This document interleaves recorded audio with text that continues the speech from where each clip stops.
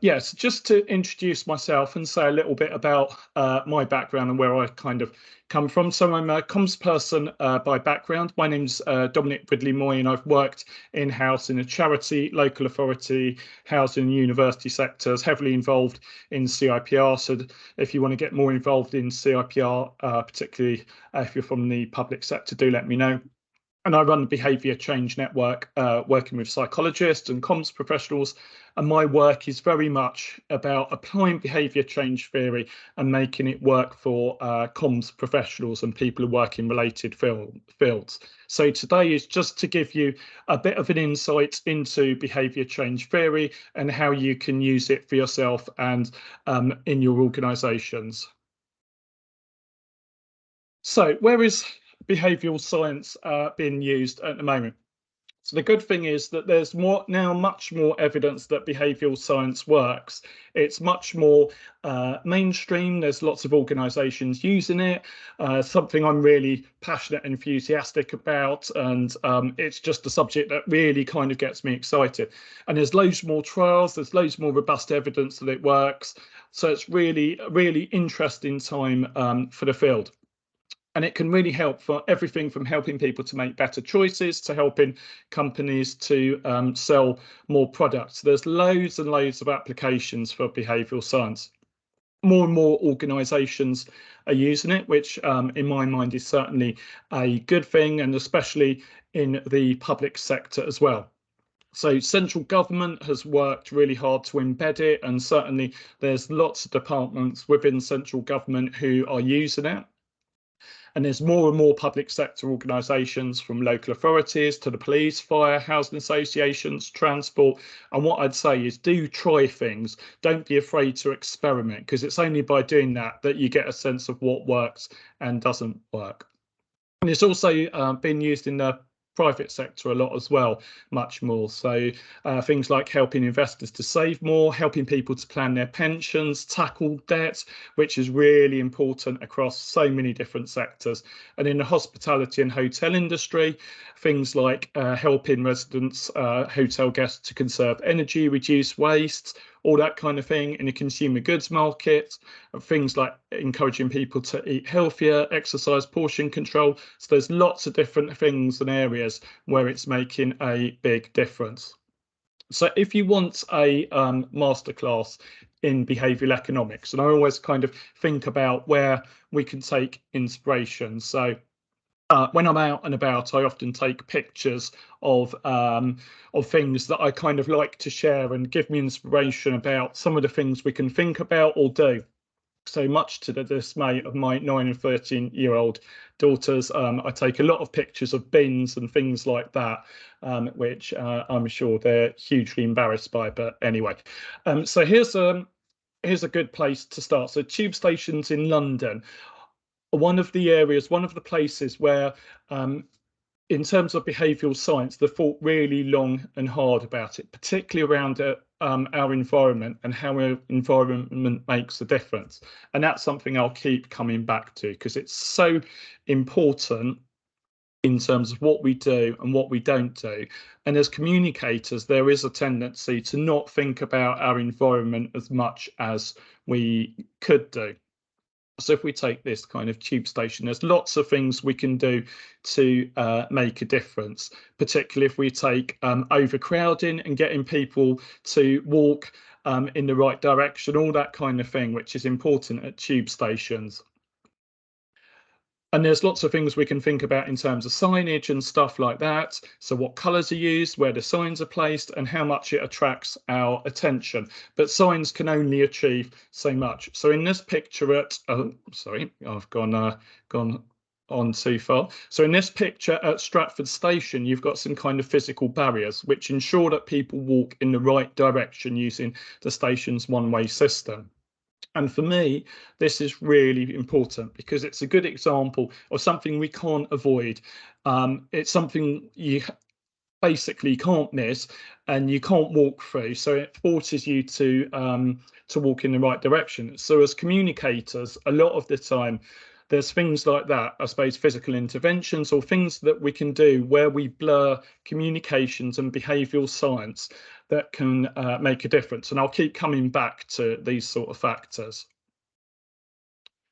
So human behaviour is really, really complex. And that's something to think about when you're planning behaviour change campaigns. And this is one of the key things to take from today. There's lots of things that determine how we make decisions. So everything from our emotions to our beliefs, what people around us do, socio-economic status, all those kinds of things. So a lot of the time we'll be thinking, what are the very specific things we want people to do? So if you've heard me speak before, this is a statistic that I quote a lot. So we make a lot of decisions in a day. So roughly something like 35,000 decisions or £2,000, 2,000 an hour. So things like deciding whether to ignore a smartphone notification, take a sip of coffee, not take a sip of coffee, all those kinds of things. So we really need to work hard to grab people's attention, especially if it's in the context of doing something automatic, a kind of almost unconscious decision-making process when we're not really concentrating on what we're doing. And a lot of the theory is about coming up with counterintuitive solutions to what on the surface looks like unpredictable human behaviour. So on the left, we've got a can of lemonade, and on the right, we've got a can of Red Bull. So a rational thinker might suggest that to sell more cans of lemonade would make it bigger, make it taste better, and make it cheaper. But on the right, we've got a can of Red Bull, which costs twice as much, is half the size, and to many doesn't taste very nice. So this is a good example of how psychology uses counterintuitive marketing to drive sales, because we don't always do the most obvious thing. And if we tell people to do X or Y, to not fly tip here or to recycle, there's a whole lots of theory about people will often do the opposite of what you tell them to do. So where do you start with a behaviour change campaign? So I'm just going to say a little bit about the basics before we go into the COM-B model in a bit more detail. And I think this is the one thing that I really want you to take away from today. And the mistake I see with most kind of behaviour change campaigns, it's about doing that upfront thinking about what's the problem you want to solve, breaking it down into specific behaviours, and then thinking about what it is you want to shift and being very, very clear about what the behaviour is. So if you want people to exercise more, think about what are they doing at the moment? Are they doing some exercise? No exercise? What sort of age is it? Do we just want them to make that initial commitment to doing some exercise? And what does that look like? So it could just be moving 10 minutes a day, doing a bit more exercise at home or walking to the shops, all that kind of thing, rather than something that they're never going to do because it's too much for them. So thinking about how you segment their behaviour. So this is my own behavioural framework, which is a good kind of checklist to think about when you're planning your behaviour change campaigns. Think about what are the steps you need to plan your behaviour change campaigns. So for me, behaviour and examine are the most important. So thinking about what it is you want people to do differently, and then really importantly, thinking about the barriers to change. So what is it in people's environment, their attitude? What are the knowledge barriers? What is their kind of current situation? What is going on around you that makes you do or not do whatever it is you want people to do? And then all the kind of interventions and how you test it should fall out of that. So in terms of defining your behaviours, this is a useful place to start. So this is something that's been developed by the Government Communications Service, and it's a useful checklist to think about what sort of questions, what it is you're asking people to do or not do. And the Government Communication Service defines a behaviour as an action that is observable. So let's think about who does what, when, and how. And we'll come back to this in a bit. but it's thinking about, are you getting someone to start a new behaviour, so attending an internal training course, stop a harmful behaviour like drinking or smoking, or improve upon an existing behaviour, so it could be exercising and taking it to the next level. So very much unpicking that and thinking about what it is you want to shift. So this is the COM-B model, which I'm going to talk through in a bit more detail today. And this is a really useful model, and one I use all the time, almost on a daily basis, because this is thinking about all the different things that can affect people's behaviour. And it was developed back in 2011 by a group of academics at UCL. And what it does is it brings lots of the kind of different theory together. So basically, at least one of these things is going to be needed to change someone's behaviour and to think through the barriers to behaviour change. So this is good because it gives you confidence that somewhere in your somewhere in this framework will be the answer to what it is you want to shift. The first one, capability, is thinking through some of the more obvious things. So like awareness, knowledge. Does your audience have the right knowledge and skills? Do they have the physical and mental ability to carry out the behaviour? Do they know how to do it? So these are all obvious things that we focus on a lot of the time as comms people. Opportunity, this is much more around the environment and thinking about, does your audience have the right systems, processes? Do they have the right environment around them? And also, who can help them carry out the behaviour? So who around them will help them do what you want them to do? So in this, I suppose, post-truth age, a lot of the time what we find is that the people we listen to that we know, like and trust are often people that have similar views to us, that are our friends, our neighbours, more so than potentially trusted in the figures in the community. So politicians and people like that we don't often trust. So thinking about who can help you if you're wanting to do everything from exercising more to being more healthy to being more productive at work, who can help you on that journey? And then finally, motivation. So does your target audience, do they want to carry out the behaviour? Do they believe they do it? And do they have the right habits in place? So it takes 66 days to form a habit. So that's something that doesn't happen overnight. And we need to have there's kind of 3 steps around habits. We need to have that reward. So the brain, when it goes into habit mode, that kind of almost unconscious habit loop, we're looking for a reward that tells us it's a good thing to do. So when you're doing longer term things around routines and habits, which are slightly different things and haven't got time to go into today, but there's loads out there on habits, that's a kind of slightly different intervention. So for me, and this is a point I'll keep making because it's so important to think about how you define behaviours. And behavioural scientists will spend a lot of time thinking about this part here, because there's a whole load of what you need to do to get behind the behaviour you want to shift, around defining the problem, selecting the specific behaviour you want to shift, and then thinking what is it in particular that needs to change. And this is because human behaviour is complex. There's lots going on with any one behaviour. And even today, there's still not lots we don't know about human behaviour. And there's lots of debate about, for instance, whether nudges are really effective. So for me, it's a really interesting time for behavioural science and how it's going to work with other fields, everything from kind of artificial intelligence to open data, about how that can help us shift behaviours. So where do you start? So for me, a good exercise, and I do this with a lot of people, is to think about, when you're saying you want to shift a behaviour, what do you actually mean?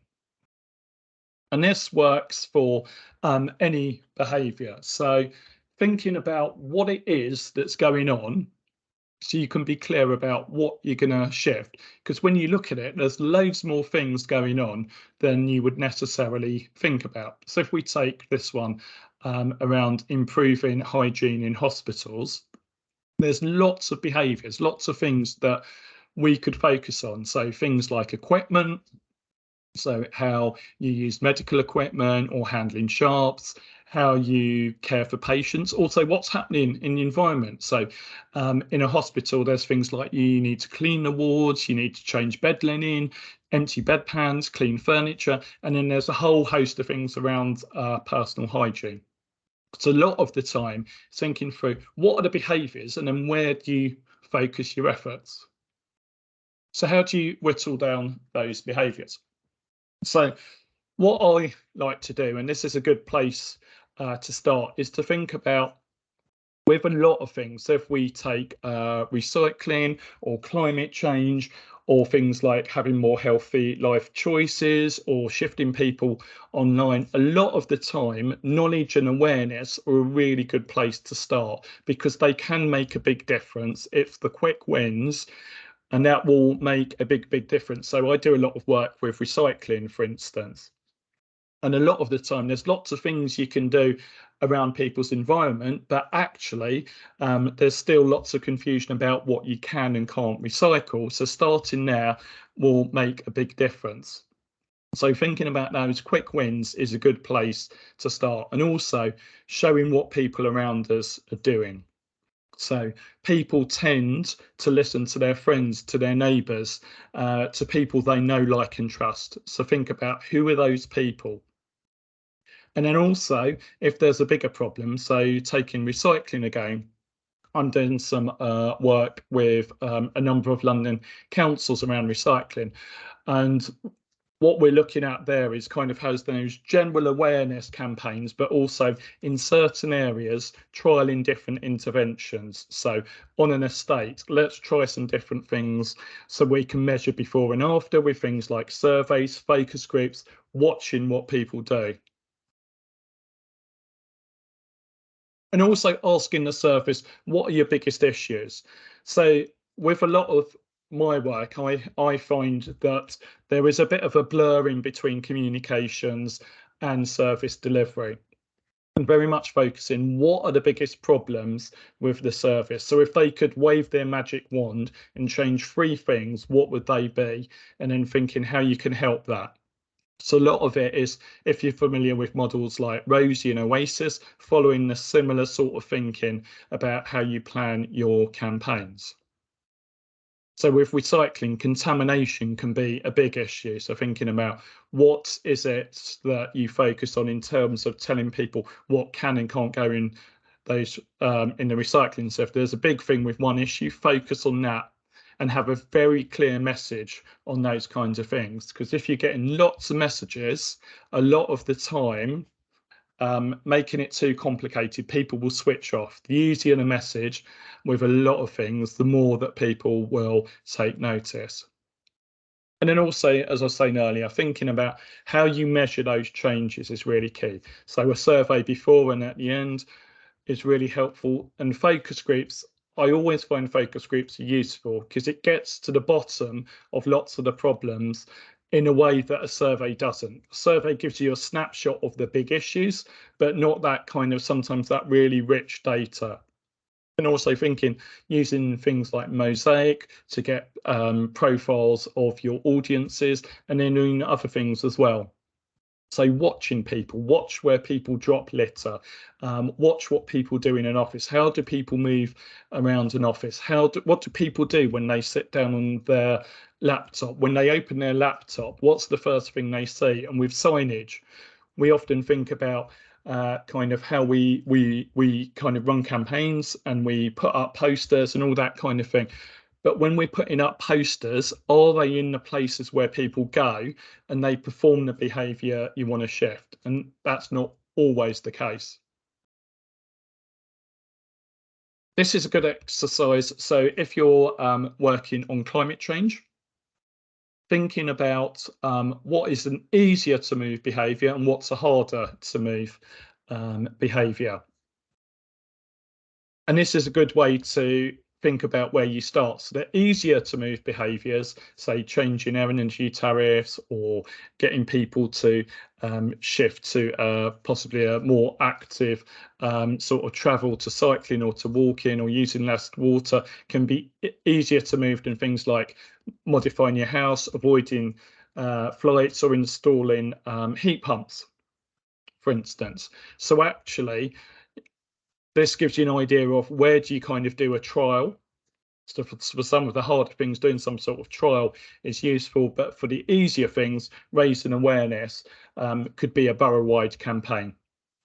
And just as an aside here, when it comes to climate change, a lot of people, they'll either get or not get the rationale behind it. So actually leading with an environmental message is really the best way to get people to take that first step.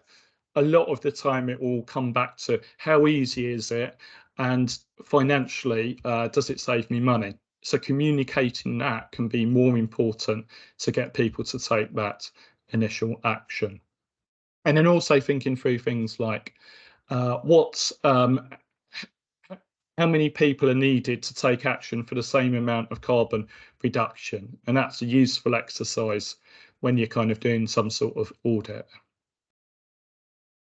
So what sort of questions should you ask? So I'm going to go through the COM-B model in a bit of a easier to follow model that makes it really clear what it is, what are the questions you can ask. So asking people, what is the problem? How are people doing it now?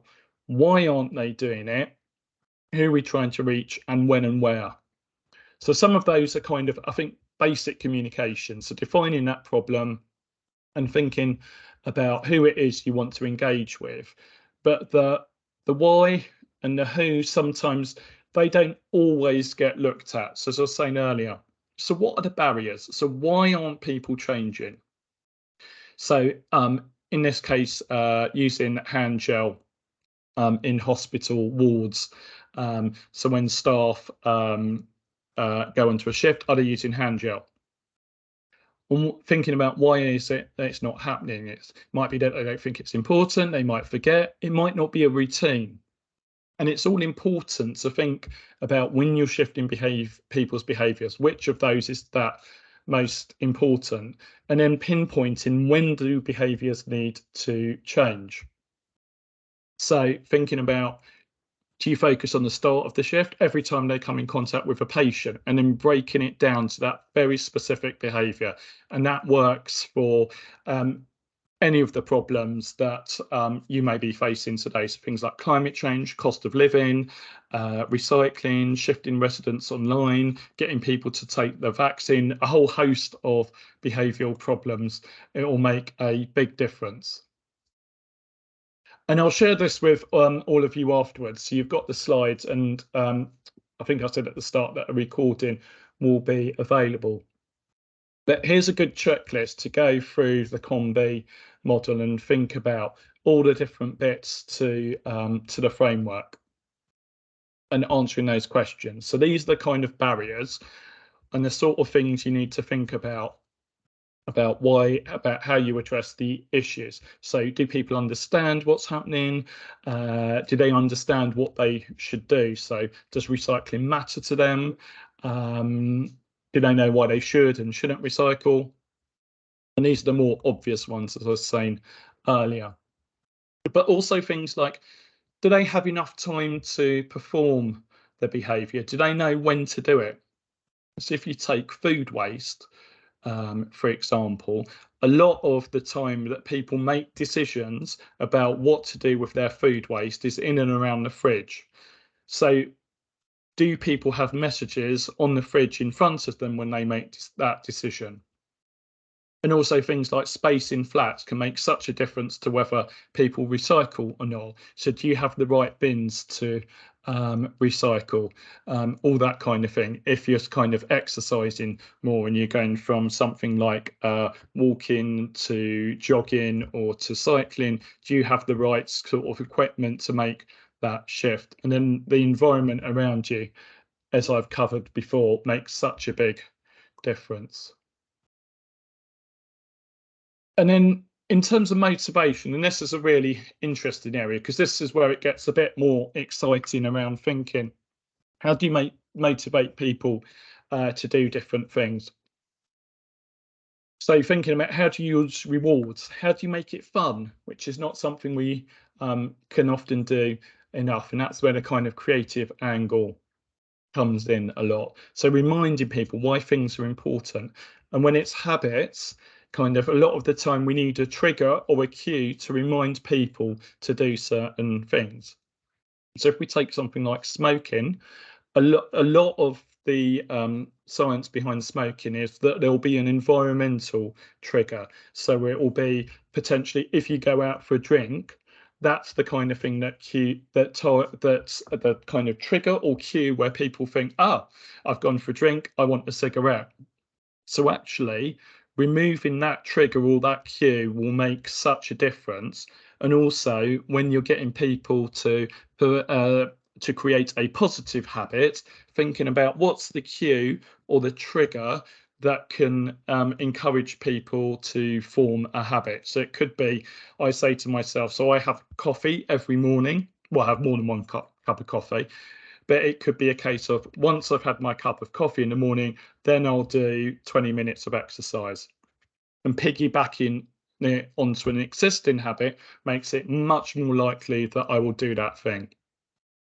And then thinking about if you're encouraging other people to do things like recycle more, how do you use this to your benefit? So who can help you on that journey?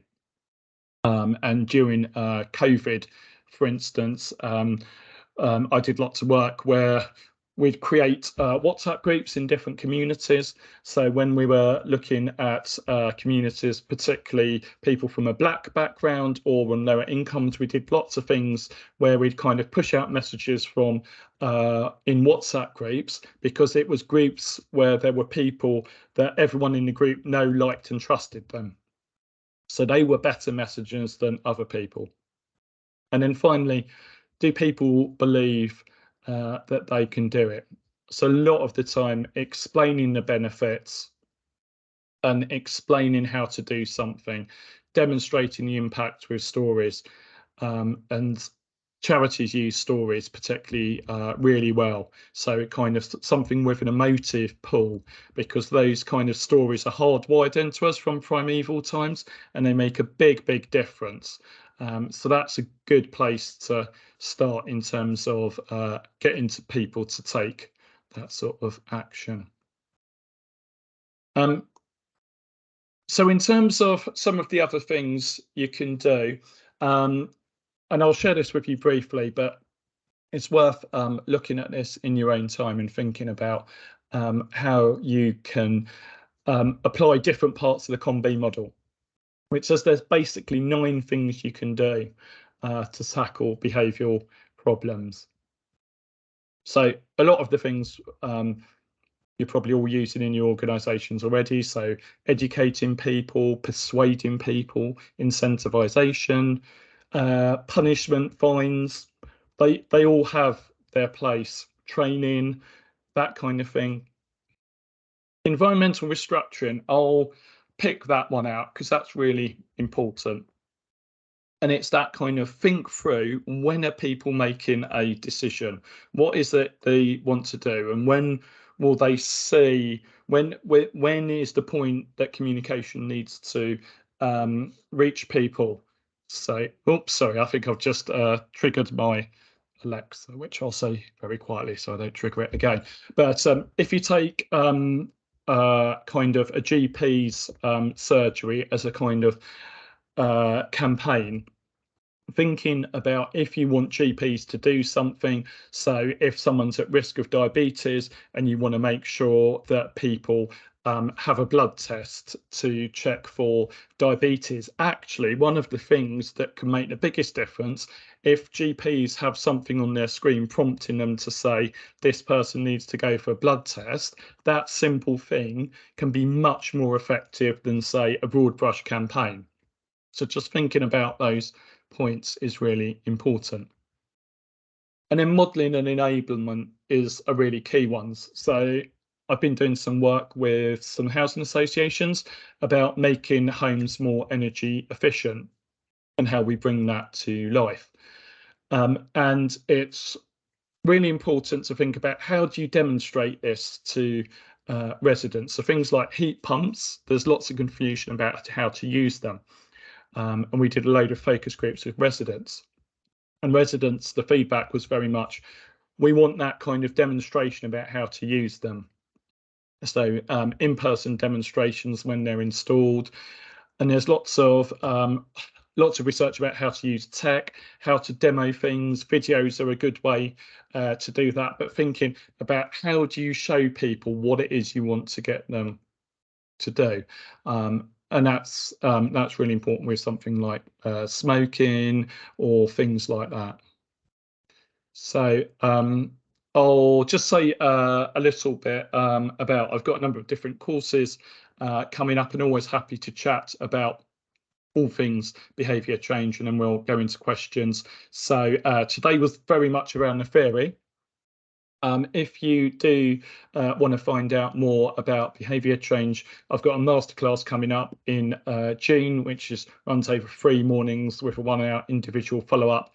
And there's lots of interaction, lots of case studies, and that kind of takes you through a live campaign or problem that you're working on about how you define behaviours, all the barriers I've talked about, all the fun stuff about all the things creatively you can do to shift people's behaviours, and then finally test it. And then I've got a couple of places left on doing an introduction, which is a slimmed down version of this course this Monday with the fabulous Helen Reynolds. So yeah, if you are interested in finding out more about behaviour change,